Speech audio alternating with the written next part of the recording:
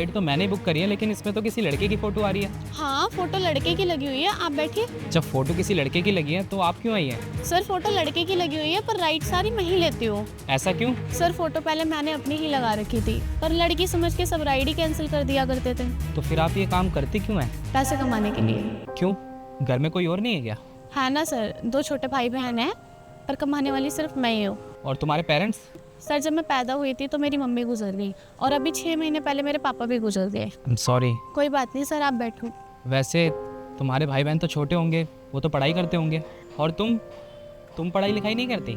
पढ़ती थी सर, लेकिन मैंने छोड़ दी, क्योंकि एक ही काम हो सकता है, या तो इंसान पढ़ाई कर ले या तो पैसे कमा ले। तो फिर तुम कोई और जॉब कर लेती, पार्ट टाइम कर लेती कुछ।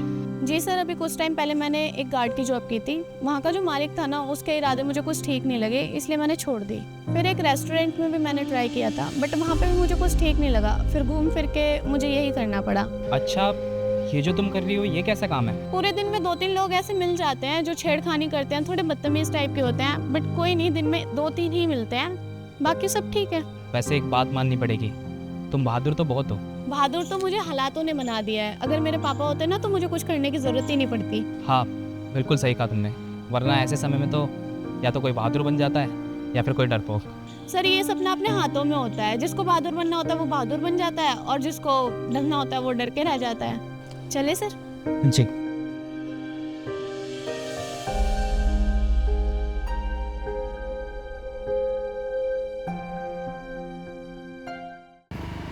बस बस बस बस।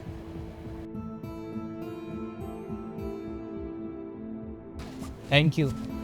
वैसे पैसे कितने हुए आपके? सर आपके 70 रुपये हो गए। आप क्यूआर दिखा दीजिए, मैं पेमेंट कर देता हूँ। हाँ, मैं क्यूआर दिखाती।